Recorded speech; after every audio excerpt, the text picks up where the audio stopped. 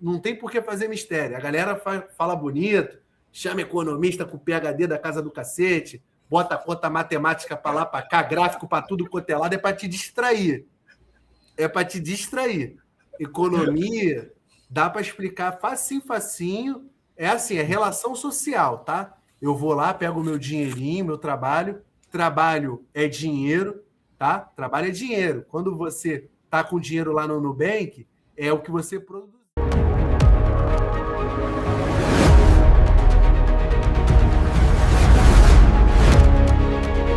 Salve, Mano Vini! E aí, meu amigo, como é que você tá? Salve aí, mano, Leandrinho.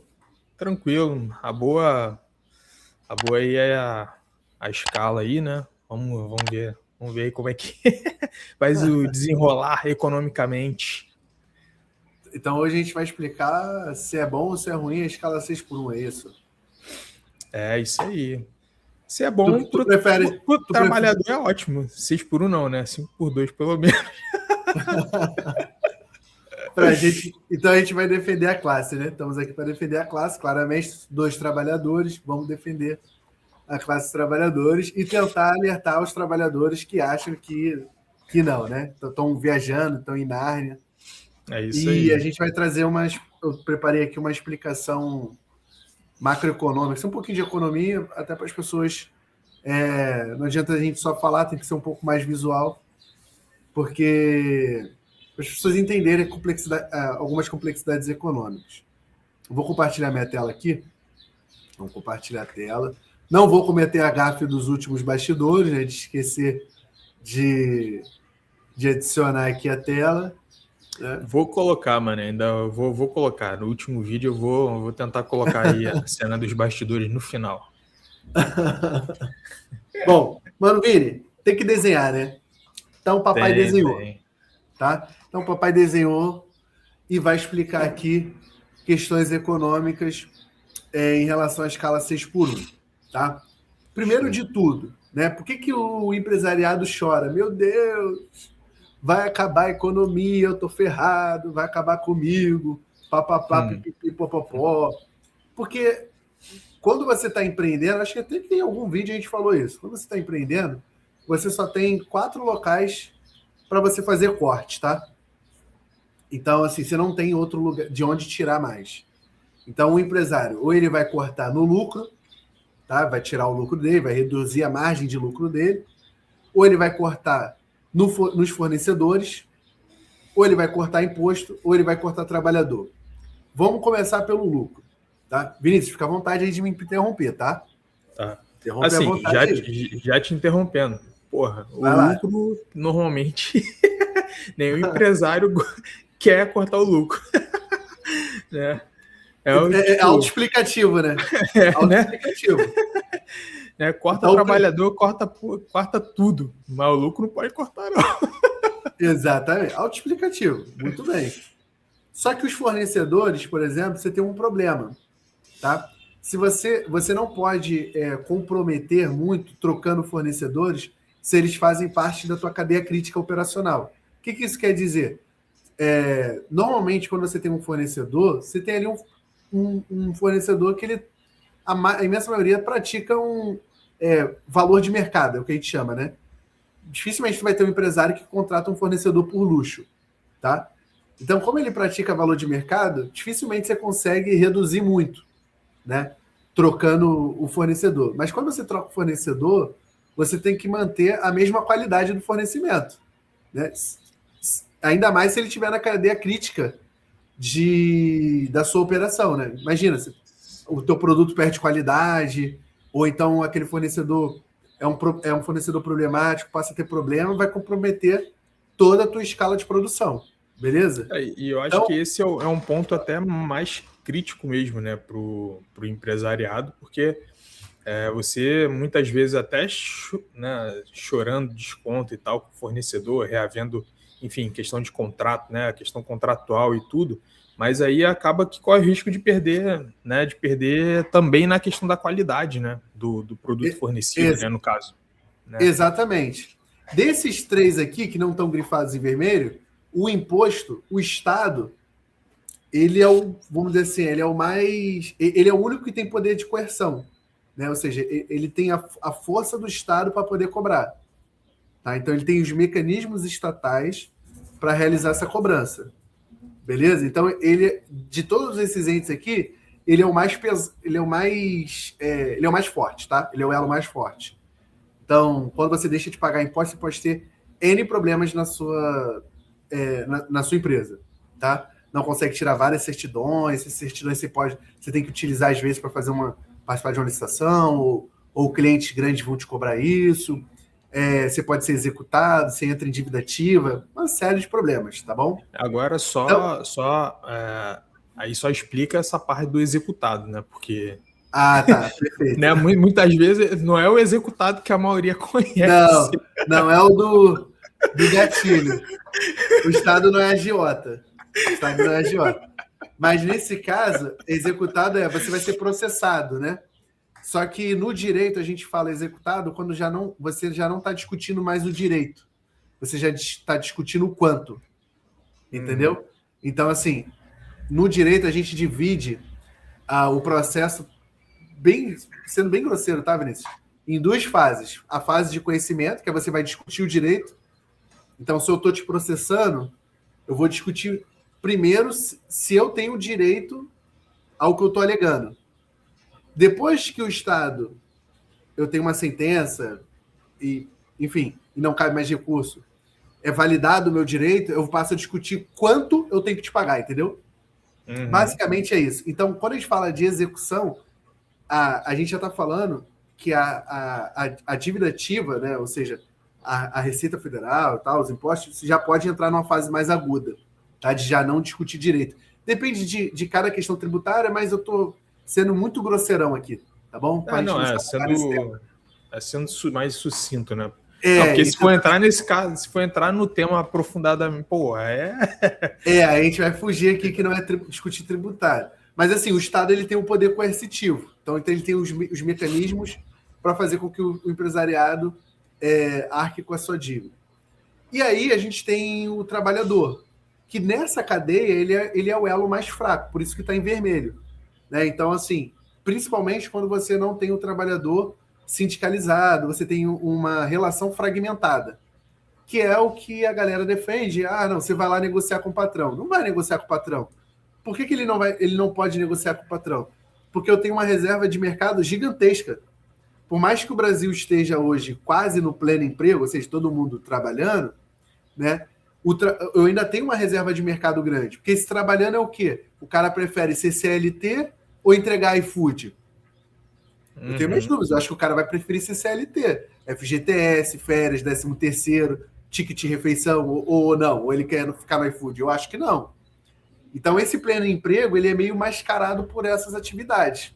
Tá? O cara tem uma renda informal, mais ou menos formal, mas, obviamente, quando você é seletista, você tem bem mais proteções, né? Sim. Se você for demitido, você tem ali a regra dos 40%, enfim. Então, o elo mais fraco aqui é o trabalhador, principalmente quando ele não está dentro de um sindicato muito fortalecido e tal. E aí ele é mais fácil o empresário reduzir, cortar e maximizar o seu lucro em cima do trabalhador. Beleza? Então, por isso que os empresários choram mais e tentam vender esse discurso que o fim da escala 6x1 vai quebrar a economia. Porque eles estão interpretando o seguinte, eu não posso cortar dos outros 3, tá? Eu vou ter que contratar mais trabalhador para fazer determinada função. Logo, a minha margem de lucro vai ser reduzida, entendeu? Então, por isso que eles choram mais. Porque só tem essas opções aqui, não existe outra, tá? Então, ele vai ter que sacrificar parte do lucro dele para contratar mais trabalhador. Mas a gente tem uma lógica, vou tentar ser o mais didático possível, que a gente vai passar aqui para o lado, que é uma contradição do capitalismo, tá? Que contradição é essa? Tá? O Marx, o Karl Marx, né? E isso aqui não tem nada de socialismo, tá? Isso aqui já foi validado por pesquisadores até do campo liberal, tá? É uma contradição, de fato. É porque foi ele que percebeu primeiro, vamos dizer assim, tá bom? Que é o seguinte, pô, eu sou seu patrão, tá, Vini? E aí eu vendo, pô, eu fabrico laptop, tá bom? Eu fabrico laptop. Quanto menos salário eu te pagar, menos condições você tem de amanhã comprar o meu laptop. Sim. Entendeu? Então, quanto menos o trabalhador recebe, menos os patrões, de forma geral, vão vender. Porque eu tenho menos dinheiro em circulação na economia. E o poder de compra fica absurdamente menor, né? Exatamente. Pô, tu já pegou rapidinho. Tá vendo como é que é simples? Às vezes você bota lá no Globo News, é um linguajar super rebuscado, né? Mas é fácil de tu entender. Pô, se o trabalhador tá ganhando menos e eu preciso vender meu produto ou meu serviço, é claro que eu vou vender menos, tá? Vou vender menos. Beleza. Isso é uma contradição insanável do capitalismo. Porque o patrão, ele quer maximizar o lucro dele em cima do trabalhador e o pior cenário, demitindo o trabalhador. Porque quanto menos trabalhadores eu tiver na economia, menos a tendência é que de uma escala global, macro, tá? É porque a gente só olha numa escala micro, né? Ah, não, quero botar meu dinheiro agora no bolso. Mas numa escala macroeconômica do país inteiro, de 220 milhões de pessoas, a economia ela vai sofrer porque eu vou estar vendendo menos. Tá? Sim. Então, por este motivo, um exemplo, vou voltar um passo na história, que a Inglaterra pressionou o Brasil para que o Brasil fizesse a libertação dos escravos. Porque ela precisava escoar o seu excedente de produção, tá? O próprio país já não era mais capaz de consumir a oferta que era dada, né, da industrialização, precisava precisava escoar, né? Escoar essa demanda para outros países, e esses países precisavam de que as pessoas tivessem poder de compra de consumir. Tá? Essa é a lógica. Então, quanto mais pessoas com poder de compra para consumir, mais eu vou vender.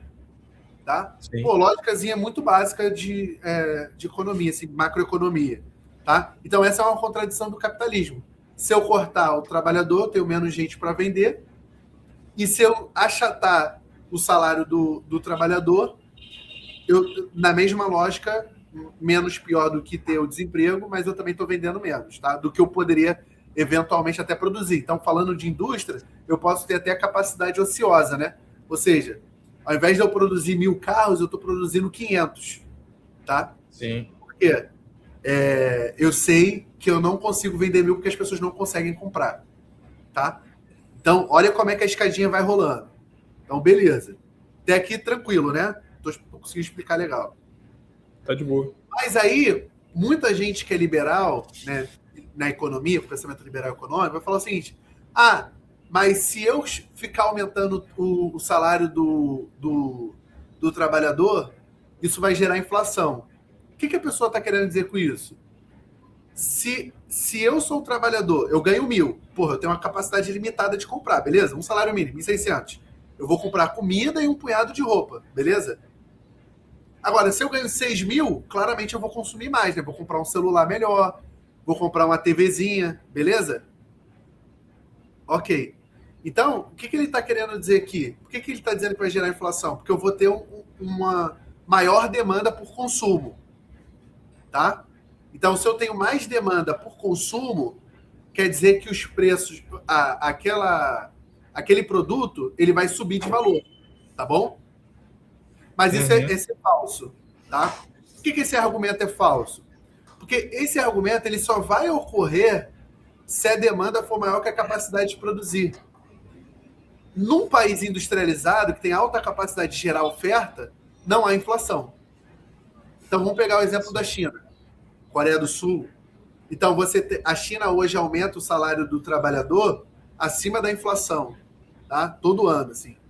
Então, o trabalhador lá, o salário mínimo chinês comparado em real seria o equivalente a R$4.500, tá? E por que a China não tem problema de inflação? Porque ela tem uma capacidade gigantesca de gerar oferta. Então, eu sempre vou ter mais oferta do que demanda. Então, em países industrializados, eu consigo produzir o suficiente para atender minha demanda. Então, eu posso continuar subindo o salário da galera. Tá? Então, isso é mentira. Agora, realmente, se eu tenho um país que não tem capacidade de suprir a demanda, eu vou ter um processo inflacionário. Tá bom?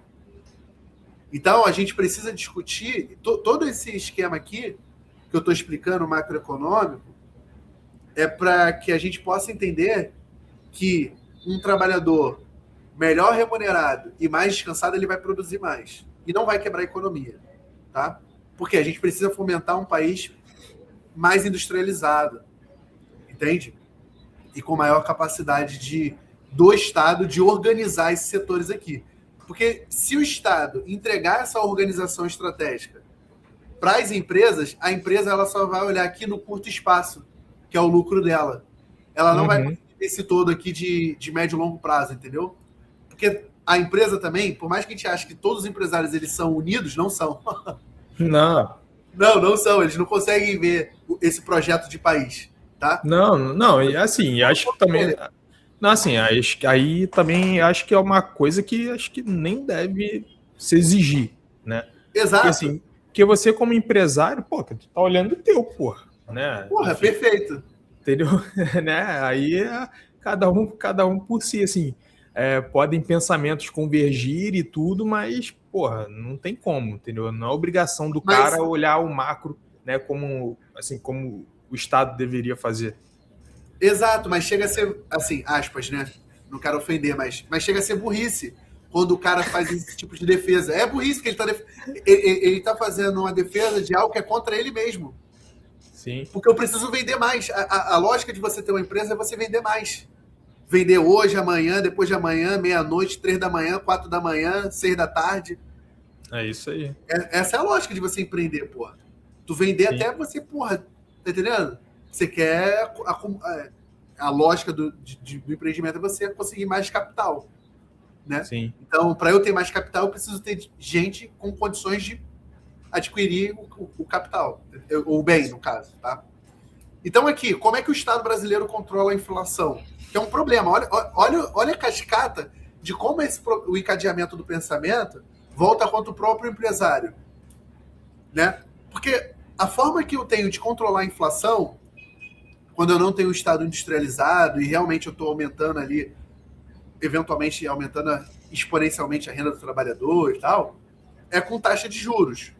Mas se o empresário entender que a gente pode criar um projeto de país, eu estou falando o pequeno e médio empresário, tá, Vinícius?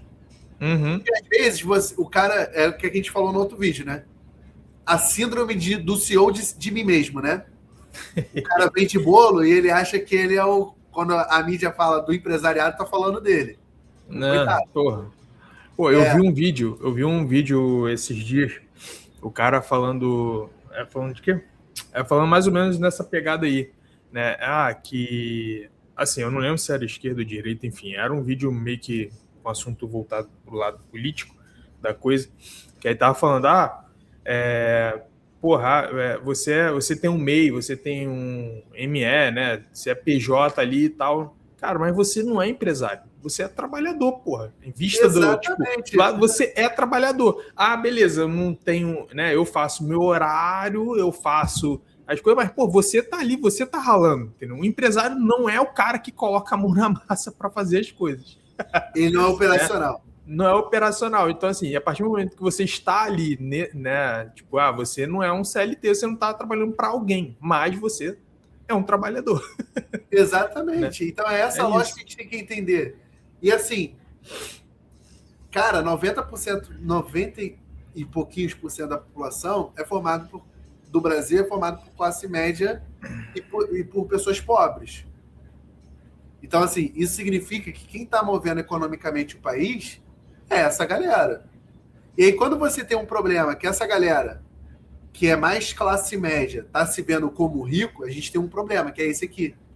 Que é gente sendo contra ela mesma. Porque ela não se enxerga aqui na classe do trabalhador.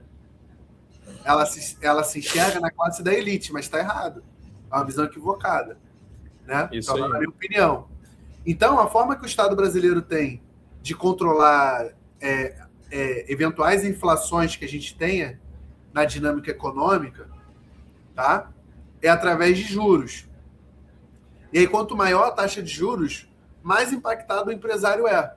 Porque ele não consegue tomar crédito para fazer a sua expansão. Esse crédito ele é muito caro.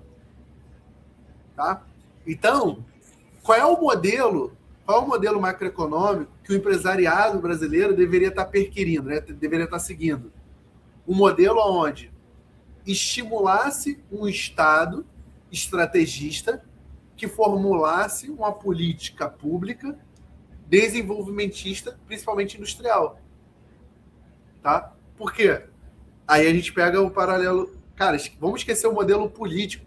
Vale até a pena explicar isso, tá? Eu ia fazer um vídeo só sobre isso, mas vale a pena explicar. Dá uma pincelada.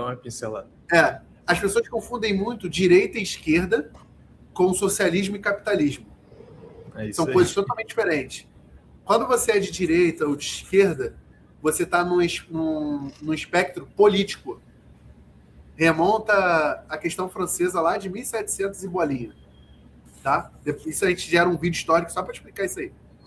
Então, importante. Direita e esquerda é uma questão política. Quando a gente fala de socialismo e de capitalismo, socialismo / comunismo / capitalismo, a gente está falando de aspecto econômico. Então eu posso ser uma pessoa de esquerda, mas ser capitalista.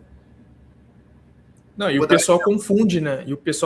Acha que é a mesma coisa, né? Tipo, não você está falando de esquerda, automaticamente, você é de esquerda, automaticamente você é comunista. Socialista comunista. Não é. Você é de direita, você é automaticamente capitalista. Inclusive, uma fração muito ínfima de parlamentares europeus que são de esquerda se declaram socialistas. Na verdade, eles estão defendendo um capitalismo moderado, que é o estado de bem-estar social. Tá? Que é um capitalismo que não é selvagem como o americano, né? Vale tudo, degrada tudo, o trabalhador tem direito a porra nenhuma, se ficar doente, foda-se. Tá entendendo?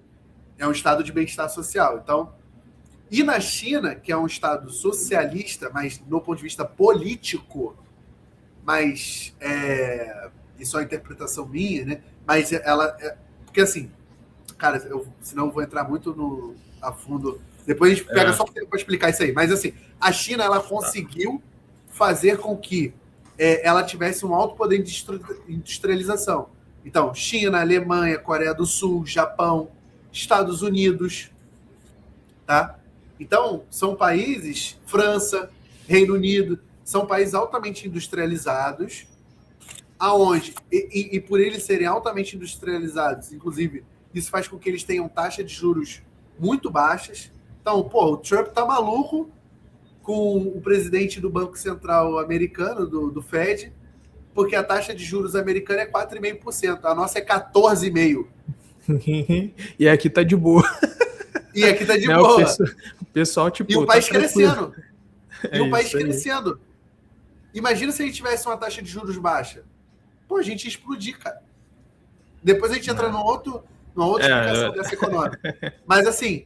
O empresário ele precisa entender que um Estado que vai criar essa estratégia, e essa estratégia ela não foi definida pela Volkswagen na Alemanha. Pelo Ford. Não foi definida pela Mercedes. Entendeu? Não foi definida pela Ford ou pela GM nos Estados Unidos. Não foi definida pela Samsung na Coreia do Sul. Pela Toyota no Japão. Foi definida pelo Estado.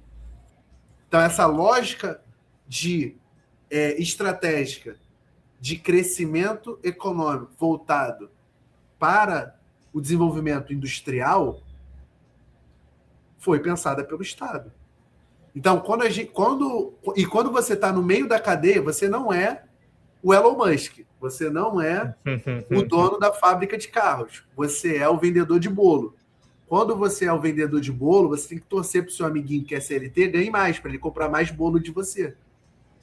Isso aí. Tá? Então, essa é a regra. Porque tá? Então, essa lógica aqui de subir taxa de juros, porque a gente tem um Estado disfuncional um pouco no Brasil, ela está errada. Porque esses juros prejudicam o próprio empresariado. Tá? Sim. Bom, beleza. Então, Terminar com a escala 6 por 1 vai prejudicar a economia, porque eu vou estar reduzindo a minha margem de lucro? Não vai. O mercado vai se ajustar. Tá? Então, no curto prazo, meu entendimento é que sim, aquele cara que é empresário, médio, pequeno empresário, o grande empresário, Tá cagando ele tá cagando. Cara, isso aí não chega, tipo. Não chega. Não chega. Tipo, cara, perdi um centavo.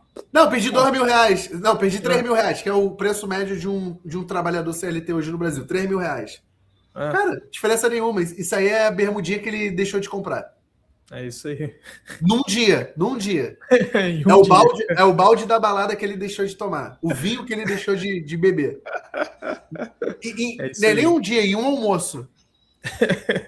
No almoço, entendeu? Então, assim, não faz diferença. Mas o cara tem uma padariazinha. Beleza. Aí faz diferença. Num curto prazo, vai fazer diferença.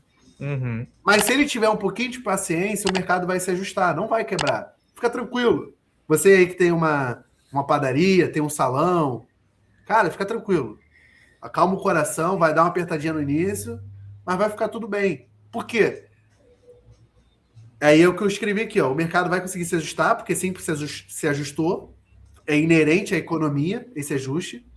Inicialmente reduzindo a margem de lucro, mas haverá mais trabalhadores usufruindo o consumo. Vou dar um exemplo muito simples, Vinícius. Muito simples. Tu tá ligado que eu tô aqui no interiorzão, beleza? Sim. O cara trabalha na escala 6 por 1. Cara, o cinema mais próximo aqui é em Porto Alegre. Tá? 1h30 de carro, 1h40 de carro. O cara tem uma folga no domingo. Só que no domingo ele tem que cuidar da mulher, cuidar dos filhos, sei lá, ajudar a mulher em casa, com algum fazer doméstico, fazer uma manutenção, pá. Tu acha que ele vai perder 3 horas de deslocamento para ir no cinema? Com certeza. Não vai no cinema, beleza? Então, como ele não vai no cinema, por essa série de motivos, né? Ele tá deixando de gastar no local que é o cinema, né? Não só no cinema, porque ele vai no cinema, ele vai dar uma abastecida no carro, ele vai comprar pipoca, ele vai comprar o sorvete. Como a distância é muito longa, ele vai comprar um lanche. Uhum. Ele tá deixando de gastar nesse tipo de economia, certo? Tá deixando de fazer o dinheiro girar, né? Ele tá deixando de fazer o dinheiro girar, tá? Esse dinheiro, muitas das vezes, está indo até para supérfluos que não fomentam a nossa economia. Por exemplo, ele tem pouco tempo. 4 horas da tarde, domingo, vou ver o jogo, vou botar na bet, fazer uma fé na bet para ver se eu consigo pegar mais. Ao invés dele estar saindo com os filhos para fazer um lazer... Cara, tem gente aqui na cidade que nunca foi no cinema. Nunca viu o cinema. O cinema, ele é uma experiência de vida, tá ligado? Assim como você ir numa biblioteca, tá ligado? Você ir numa cafeteria, numa livraria. Coisa que o rico, que o patrão, ele tá experimentando todo momento. Constantemente. Mas ele, como eu falei, 90% da massa econômica do país é de pessoas pobres e de classe média. Tá? Então você tem uma massa muito grande que está deixando de consumir. Beleza? Está deixando de consumir um cinema, está deixando de consumir um parque, está deixando de viajar. Cara, o cara só tem um dia, tu acha que ele vai viajar? Tu acha que ele vai pegar o carro dele e vai falar assim, vou para Petrópolis, vou na Serra Gaúcha, vou em Gramado dar um rolê, vou comprar um... Não vai, porra. O que ele mais quer é descansar, É terminar o que tem que fazer e tentar descansar, E dormir. No dia seguinte tem mais. Exatamente, tem mais. E assim, só que ele tá deixando... É uma massa muito grande que está deixando de movimentar a economia. Sim. Parece que é um dia, mas é um dia para milhões de brasileiros. E esse cara, ele vai gastar. Ele vai... Ô, Vinícius, presta atenção. O pobre, quando tem dinheiro na mão, ele gasta. A gente não foi ensinado a poupar. A gente gasta. A gente vai para as cabeças. A gente vai para as cabeças. Dinheiro padrinho, na mão, Meu padrinho, se a gente tem dinheiro... ainda mais se o cara é solteirão. Se o cara é solteirão, aí que ele vai para as cabeças mesmo. Vai botar baldão na mesa, vai chamar as colegas, entendeu? Ele vai para as cabeças. Então, assim, a verdade é que esse dinheiro não vai ficar no colchão. não vai ficar lá no Nubank, na caixinha do Nubank, não. Esse dinheiro ele vai voltar para a economia. Porra, tem que nem o vídeo do PM, né? É a patroa que quando eles, já que eles vão sair, a patroa vai querer ir lá no salão fazer um cabelo, né? Já é 100 cruzeiro, né, meu amigo? 100 cruzeiro. Já vai querer fazer a unha. Vai querer fazer mais a unha. Entendeu? Então, assim, esse dinheiro, ele vai... Ou seja, o trabalhador, ele vai voltar esse dinheiro para a economia. Só que, para a gente sentir efeitos macroeconômicos, eu preciso de médio prazo. Sim. Pô, não é amanhã que... realmente, pô, não é amanhã. Até porque vai ter uma questão de ajuste. E aí, fora isso, eu estou dando os benefícios econômicos. Economicamente, em termos de produtividade, é óbvio que ele vai produzir mais. Porra, a gente falou aqui, né, que eu produzo mais em home office, né? Que é 2 horas e meia menos no transporte. Então, esse cara... Vamos pegar um cara que trabalha num hotel. Vamos fazer uma ilação aqui, tá? Uma especulação. Eu estou especulando, tá? Pegando pessoas médias, não um piroca na cabeça. Um maluco. Não, pega um trabalhador... Uma pessoa normal. Um trabalhador normal. Um trabalhador normal. Trabalha num hotel. Vamos pegar que ele trabalha no hotel, beleza? O cara trabalha no hotel. Tá. Pô, a função do cara é atender pessoas, beleza? Sim. Só que o cara tá na escala 6x1. Conforme vai passando o tempo, eu vou te perguntar, tu acha que a qualidade do atendimento dele tende a cair? Pô, com certeza. Com certeza. Porque o cara já tá mais de saco cheio, vê gente todo dia, porra, 6x1, não descansa. E o cara vai cair a qualidade do atendimento dele. Mas se ele volta na escala... Mas se ele estiver na escala 5x2, tu acha que vai aumentar um pouquinho a qualidade? Dá uma equilibrada, porque querendo ou não, você vai ter um dia, né? Um dia a mais ali para poder esparecer a mente, né? Fazer atividades, né? De repente, dar uma pisada no chão ali na grama, ali na praia, entendeu? Dar uma esparecida na mente, e o dia seguinte vai ter mais um dia para um descanso e tá um pouco mais renovado pro batente na segunda-feira, pô. Exatamente. Então, essa pessoa descansada, ela tem uma tendência probabilística de produzir mais. É isso que a Europa já está vendo. Por isso que a Europa já está discutindo escala 4x3. Sim. Só que a gente está discutindo ainda 5x2. E o pessoal tem empresário... e a galera achando... E tem empresário discutindo 7x0. Porra, tá maluco.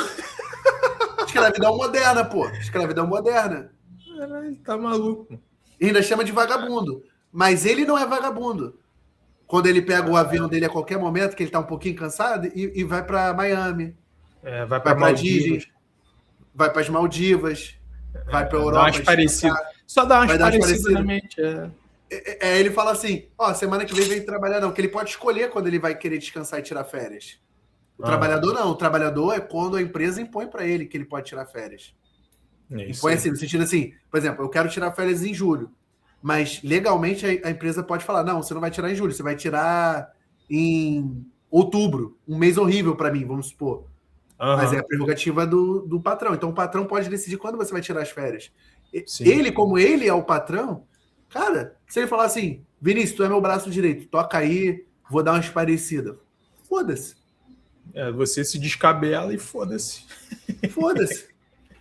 Então, como é que um cara vem defender uma porra de um absurdo desse? Não, 7x0. É uma loucura.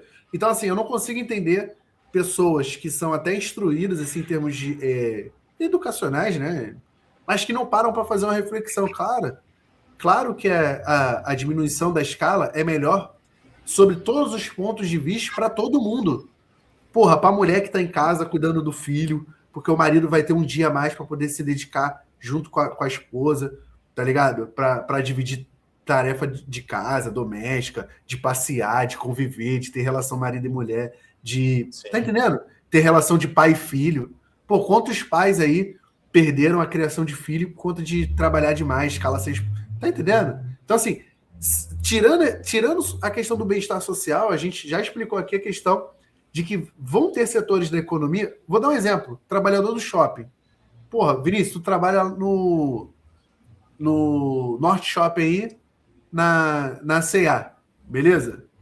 aí a CIA vai ter que contratar mais alguém, porque a escala, né? Vai ter que reformatar a escala. Beleza. Aí tu fala o seguinte, porra, vou dar um rolê com a patroa. Rio de Janeiro. Meu irmão, Rio de Janeiro tu já sabe. O pobre mesmo do carioca não vai no Cristo. Não vai no Bondinho. Não vai. É passeio 0800 ou shopping de novo, beleza? Ou só quando tiver aqui o projeto Carioquinha, que é mesmo assim, tipo, 50% de desconto, ainda assim tá caro. Exatamente. Exatamente. Então, a probabilidade do trabalhador ainda, olha só que loucura, voltar no shopping e comprar na loja que ele trabalha é gigante. Sim. É enorme. É enorme. Então, assim, esse tempo que o trabalhador vai ter, economicamente também, na minha visão, na minha opinião, ele vai ser revertido em mais circulação de dinheiro na economia. Mais circulação de dinheiro na economia. E a gente tem uma massa muito grande que está reprimida, porque esse dinheiro não está circulando na economia, ou está circulando de maneira errada. O cara está investindo no tempo dele em bet, em pagar mais streaming. Pô, o cara tá cansado, o cara quer sentar no sofá, ficar ali alijado, vendo Netflix, de repente. Uhum. Só que a Netflix tá lá nos Estados Unidos produzindo porra nenhuma pra gente aqui no Brasil, tá ligado? Diferentemente da tia que tá vendendo o bolo perto da praça, tá entendendo? É isso aí. Que tá vendendo o camarada da pipoca, tá? Então tem toda essa porque lógica. porque o tempo que tu deixa de passar, né, numa praça, por exemplo, né, com teu filho, tua filha, né, seus filhos, enfim. É isso, acaba que deixa também de fazer o dinheiro circular, porque você tá ali na praça, probabilidade de repente você comprar uma água, um saquinho de pipoca e tal, é dinheiro circulando, pô. Exato, entrar numa loja, comprar um açaí, tomar um sorvete. É isso aí. Entende? Então tem toda essa lógica. Fora que, por mim, eu proibiria bet, tá? Eu acho que é mais um recurso, é mais uma questão que todo empresariado deveria estar defendendo, porque é menos dinheiro na economia. O cara está apostando. Se bet fosse favorável a quem aposta, não teria bet, porque o mercado não vai botar algo para circular que seja prejudicial a ele. Então é porque ele ganha mais com isso. Isso é uma lógica. Inclusive tem alguns vídeos no YouTube bem legais de matemáticos explicando porque, cara, corra de bet, porque probabilisticamente a chance de você ganhar é tipo... Tá. Então, assim... Então, isso é uma discussão também, porque se eu diminuo a escala e mato as bets, né, esse trabalhador, essa massa operária, ela vai consumir ainda mais, né? Ela vai consumir ainda mais, ela vai fomentar ainda mais a economia, o motor da economia. Então, descendo aqui, cara, preparei aqui uma imagem pra gente, porque são todos os fatos históricos que foi falado que a economia ia quebrar e a economia não quebrou. Tá? Então, o fim da escravidão, foi falado que a economia ia quebrar, os senhores de escravos falaram, que isso? Vai acabar com o país. Porque eu não vou ter mais mão de obra. E a Inglaterra não foi a elite, apesar da gente ter pessoas aqui da elite que defendia o fim da escravidão, mas era muito uma pressão inglesa, como eu expliquei. Né? Então, galera, teve que ter uma pressão de fora, né? Uma pressão externa. Exato, tem que comprar minhas roupas aqui, meus tecidos, meu automóvel, tem que comprar minhas coisas. Tá tudo parado, mano. Não pode. Tá tudo parado, não pode. Criação de férias remuneradas. Então, não, que absurdo, vai ter que pagar férias. Porra, se eu tô dando mais dinheiro pro trabalhador... É mais dinheiro circulando, porra. Porra, é a lógica do bagulho. Não, e pior que é o básico, né, cara? Tipo, a gente não precisa fazer Harvard, mano, pra poder, né? Não, exato. Exato. Só que o cara liga lá na Globo News, tá ligado? Liga nesses jornalecos aí pega um empresário falando um monte de merda, mas falando bonito, né? Um monte de merda, um monte de groselha econômica, mas o cara é empresário. A gente tem uma lógica muito ruim que a gente perpetua pro pobre, que é significar, se o cara é empresário, bem-sucedido, ele é inteligente. Não. Não junte as duas coisas, tá? Não tem nada a ver. Inclusive, a gente tem pessoas muito humildes, absurdamente inteligentes, e pessoas com muito dinheiro, absurdamente burras, né? São uma série de fatores ali envolvidos. Mas, cara, é muito simples. Se eu tô dando mais dinheiro para a pessoa, ela não vai guardar no colchão, ela vai gastar mais. Então, essa pessoa de férias com 15 dias para descansar, agora 30, né? É claro que ela vai viajar, ela vai fomentar o turismo, ela vai chegar, ela vai sair do Rio de Janeiro e vai fomentar, porra, a tia que vende água de coco lá no Maranhão. É isso aí. Tá entendendo? Então, porra, olha a parada, meu irmão. Então, pô, instituição da CLT. Ah, não, porque se os trabalhadores tiverem mais direito, vai acabar com a economia. Cara, quando você tem uma relação de trabalho protegida, o trabalhador protegido contra a volatilidade do Estado, do capital, ou seja, das empresas, você tem uma maior estabilidade econômica. Isso é um fato. Por quê? O trabalhador ele consegue fazer projeção de gasto. Por mais ignorante que ele seja, ou impulsivo que ele seja, com a proteção ele consegue falar o seguinte: porra, tô meio apertado, mas eu vou comprar a TV. Uhum. Eu tô empregado com CLT, entendeu? Que no pior cenário eu vou ganhar uma rescisão. Vou comprar a TV.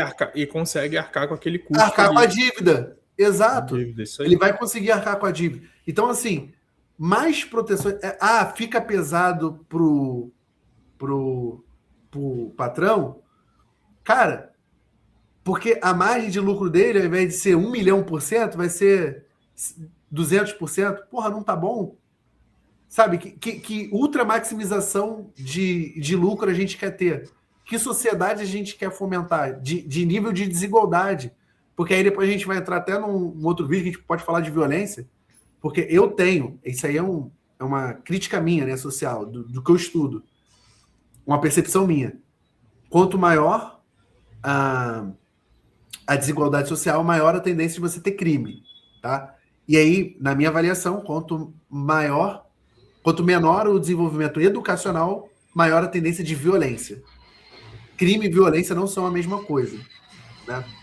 Então, eu posso ter países que são pobres, mas com baixa ou nenhuma criminalidade ou violência, mas normalmente num país pobre eu não tenho não é visível a diferença de riqueza. Tipo, o cara que é milionário não mora do lado que é pobre, tá ligado? Como é São Conrado, como é o Morumbi em São Paulo, tá entendendo?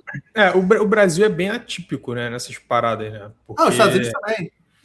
Entendeu? Tipo, é muito atípico. Não, principalmente aqui, né, falando do Rio, né, por exemplo, que, pô, ao mesmo tempo que você tem, sei lá, tá ali no Leblon, porra, aí tu vira a esquina, sabe? Tem, né, tu dá de cara com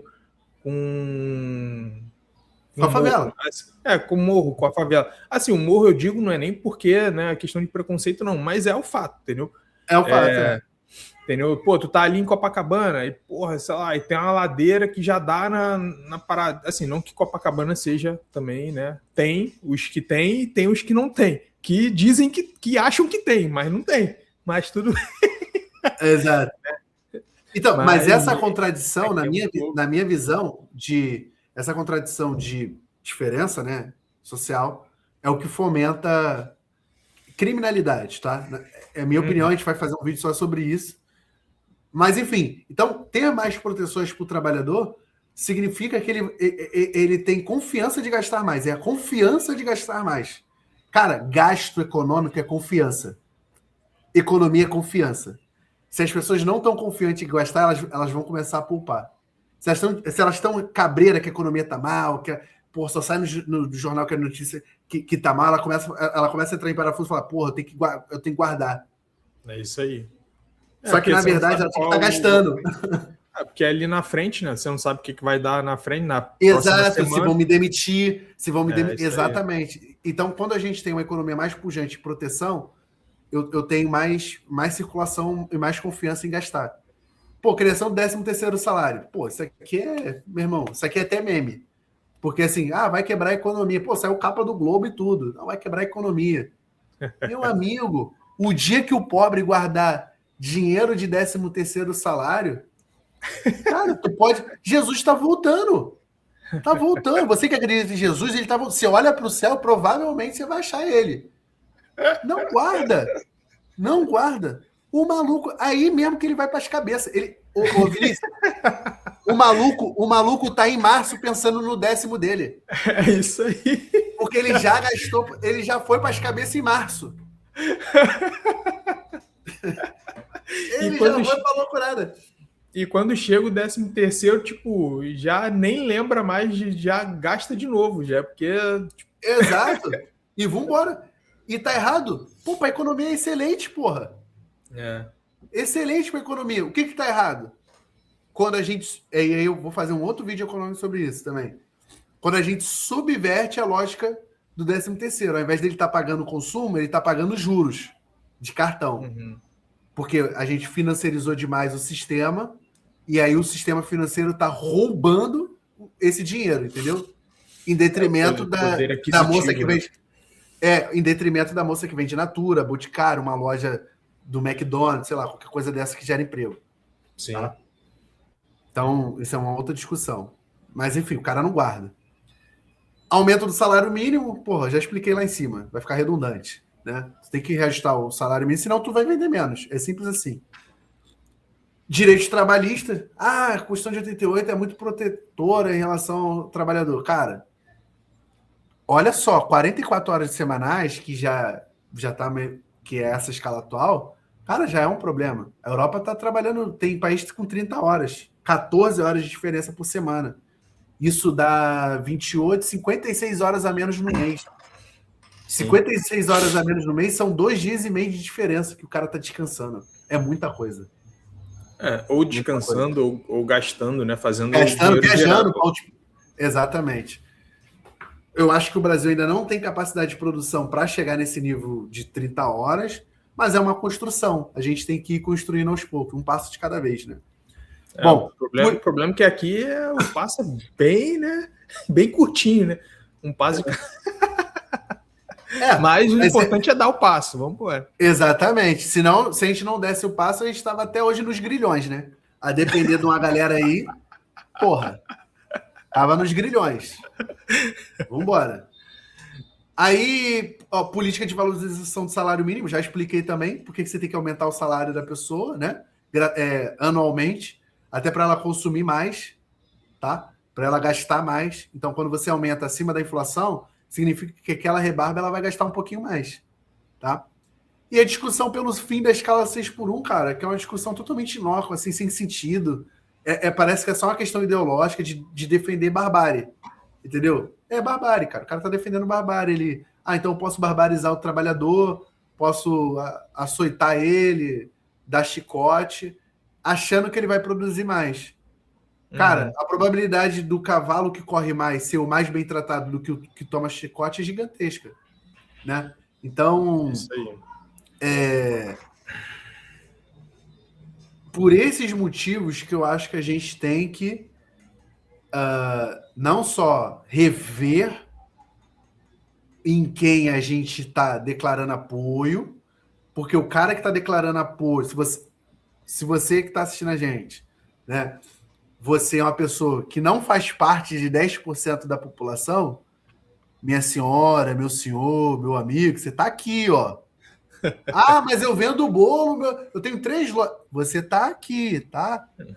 Você tem muito menos probabilidade e resistência frente a estruturas macroeconômicas.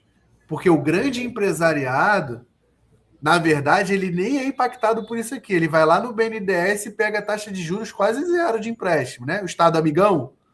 O Estado amigão empresta para ele. Agora, se você vai bater lá na porta do Santander, lá na porta do Itaú, prepara que tá lá o negão assim, ó, esfregando a mão, ó. O negão assim, cheio de óleo no corpo.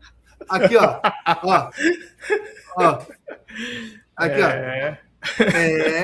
Então, assim, a gente tem que começar a ter... E aí o cara tá o político, ele tá te defendendo uma ideia econômica totalmente errada, que vai te prejudicar, tá? E você tá achando que, não, mas é o liberalismo, não sei o quê, não, ele tá... Porque você acaba votando nele, ele tem essas propostas, mas você acaba votando nele por mamadeira de piroca, banheiro unissex, olha que loucura. Banheiro unissex. Essas pautas moralistas, ele vai te convencendo nessas pautas moralistas mas ele vai passar o carro aqui, tá? Ele vai passar o carro aqui. Ele vai aumentar a jornada, vai retirar direitos trabalhistas, né? Ele não quer que o iFood pague mais na corrida, né? Ah, não, porque vai encarecer muito. Não vai encarecer, não. Dá para apertar um pouquinho o lucro do iFood e ele vai vender até mais, tá? Dá para pagar um pouco mais para o motoboy. Não, e sem contar que também tem essa parada assim, o iFood, enfim, a Uber, né, e tal, qual foi assim que chegaram, né? Não, você faz o seu horário, você vai ser tipo, você vai ser o seu, né, você vai ser empresário, você vai... Meu irmão, quem trabalha nessa porra vê... Não, tipo, e vê que a parada não funciona assim. Porra, eu trabalhei durante 1 ano como motorista de aplicativo. E não tem como, tipo, eu faço meu horário. Meu irmão, se eu fizesse o horário que eu quisesse, não levava leite para casa. Passar fome. Exato, porque a Uber, entendeu? A Uber come 30%, acho que é 30%, fala aí, eu não sei. É 30, 40 até, de 30% a 40%. É, de 30% a 40%. Porra, tá maluco, cara. Pô, é cafetinagem isso aí, pô. Entendeu? Não, e tipo assim... a Uber é cafetão, pô. Que, pô, entra na pauta assim, você trabalha na Uber, você vai ser o seu patrão, vai fazer o seu horário. Pô, mas se você não tiver já na rua às 5, 5 e meia, 6 horas da matina, que é a hora que o trabalhador sai para ir trabalhar, para levar ele pro local, tu não vai ter, porra. Tu não vai fazer, velho. Tu não vai fazer dinheiro. Entendeu? Vou deixar para trabalhar só às 11 horas da manhã. Quem é que vai sair, porra? A maioria tá tudo já alocado no trabalho. Entendeu? Exatamente. É foda, velho. Então, assim, essas falsas falácias que a gente tem que desconstruir, porque esse pequeno empresário, esse microempresário, ele é trabalhador.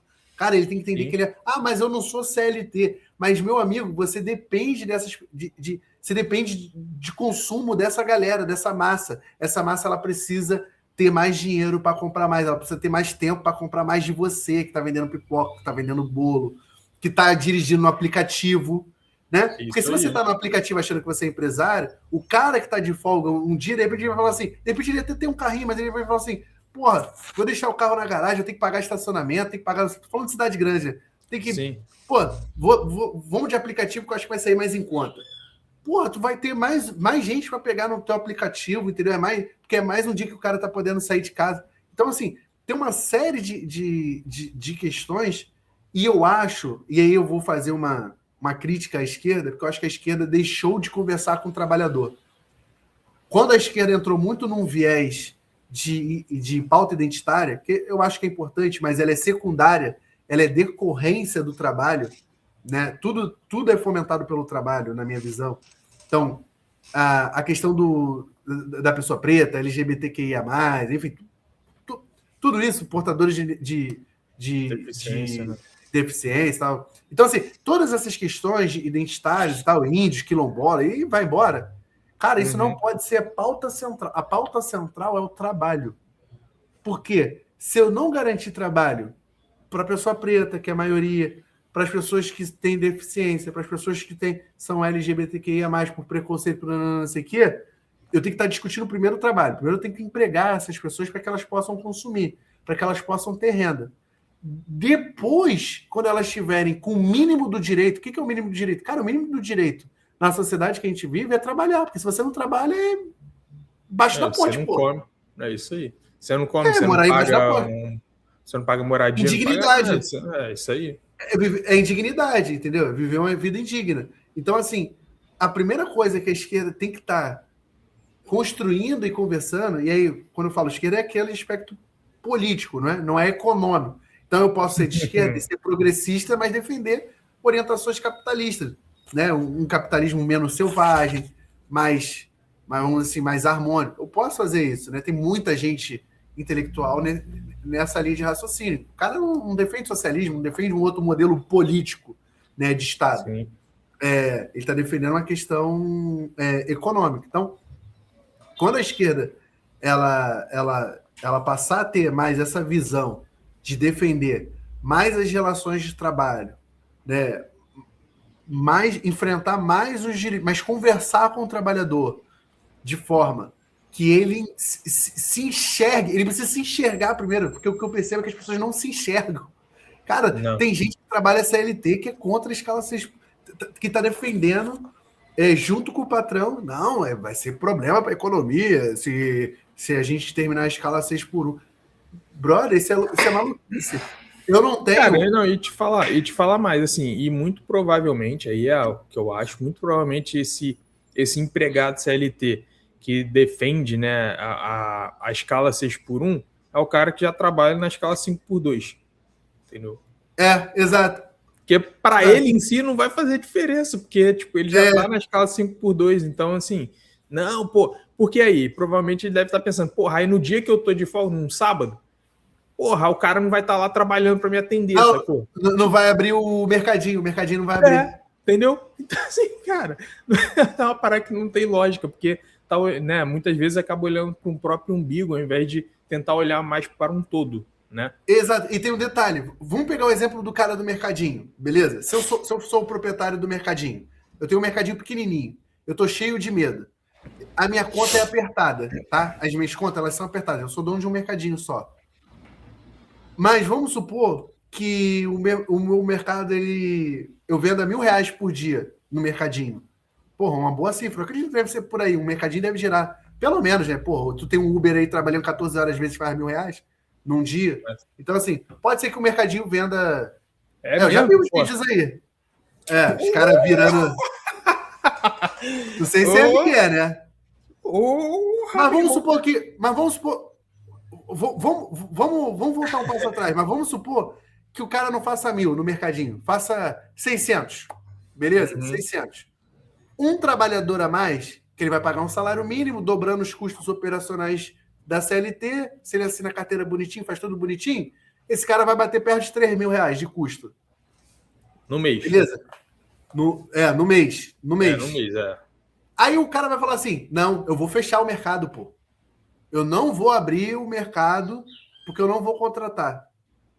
Cara, de repente ele tá deixando nesse dia, dele recuperar o valor, tá ligado? Dele até, se ele fizer, que a conta fica boa com 1.000, né? Vamos dizer assim. Com R$1.000. Não, então coloca com 1.000 aí pra... Eu acho que faz sim. Eu acho que faz 1.000 sim. Deve fazer, provavelmente deve fazer, pô, mas... O ambulante faz 300, 400 reais na praia, pô. O cara não vai fazer 1.000 no mercadinho. Aí vamos supor, o cara faz 1.000. Cara, ele perdeu 4.000. Porque são 4 finais de semana que ele não abriu. Ou seja, na verdade, ele perdeu 1.000. E já pagou o salário do cara que ele contrata mais. É isso aí. Exato. Ele deixou de botar mais 1.000 no bolso. Conta de padaria. Assim, conta idiota. Entendeu? Por quê? Porque ele ficou com medo. Não vou conseguir e tal, mas vou preferir fechar. Cara, loucura. Então, assim, de repente... E o cara vai ser atendido. O cara do 5x2 vai ser atendido. O cara que era 6x1 e passou a 5x2 vai ser atendido. Todo mundo vai ser atendido. É isso aí. E o cara vai ganhar o lucro dele. Tá entendendo? Então a gente precisa matar esses espantalhos aí, pra gente fechar aí, já vai dar 1 hora. Matar esses espantalhos pra galera ter essa conscientização. Galera, presta atenção aqui no tio. Não vai... Papai tá falando, padrinho tá falando. Não vai acabar a economia. A Europa não acabou.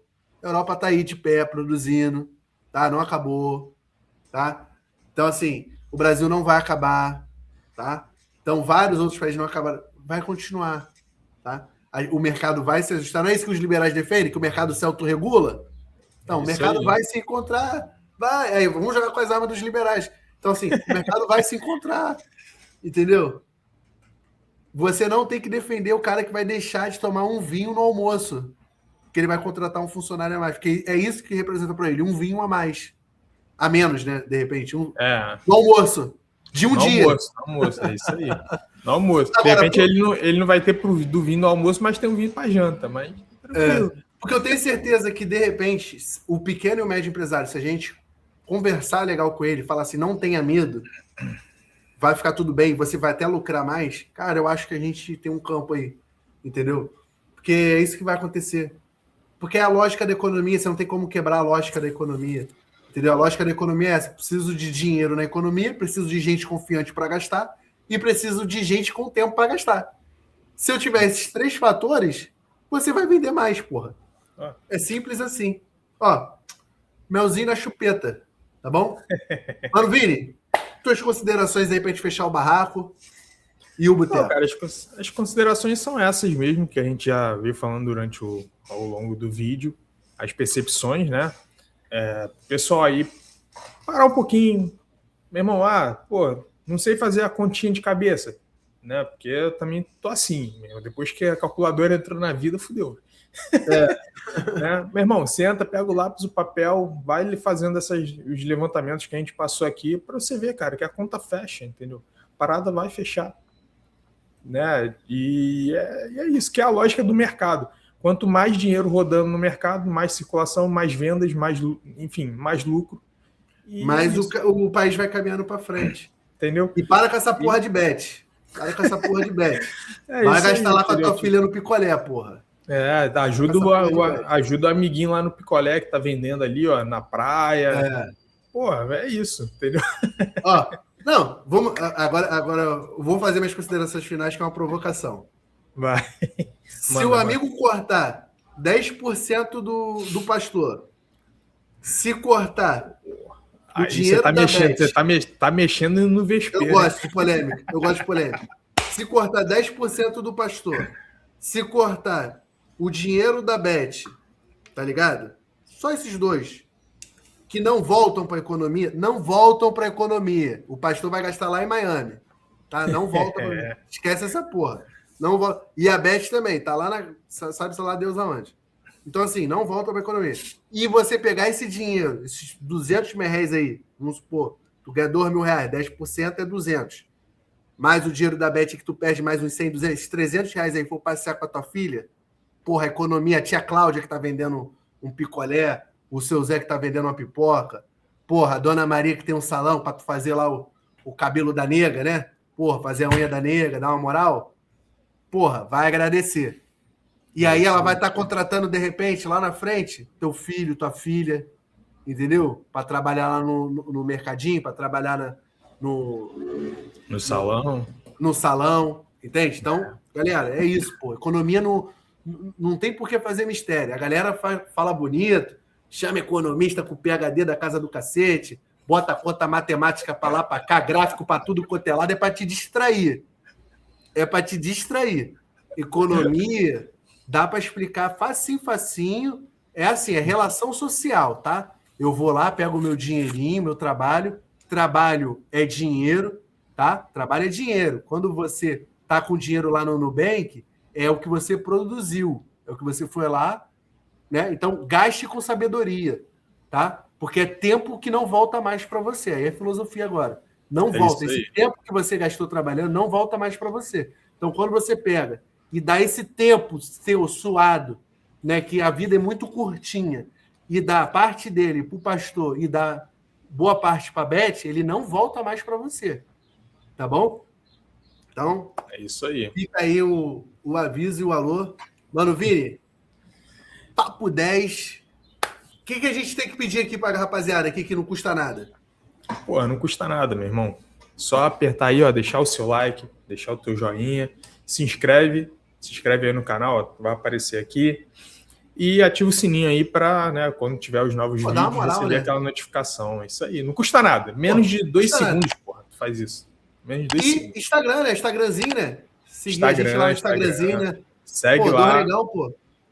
Segue lá os dois negão e que a gente vai estar postando lá direto alguns preparativos, algumas coisas, sempre levantando alguns temas, algumas bolas aí, e até para os próximos vídeos também, para vocês ficarem ligados. Ponto importante, Vini. Frequência aqui é semanal, tá, gente? 2 pais de família, trabalhador, não dá para ficar... A gente não vive de produzir conteúdo, não. Então, a gente... Episódiozinho semanal, tá? Fica ligado aí. Toda semana. E sempre que possível a gente está lá no Instagram também, divulgando alguma coisa assim mais quente, tá? Então acompanha a gente aí. E deixa o like. Valeu. Valeu, Vini. Valeu, mano, Leandrinho. Forte abraço, mano. Valeu.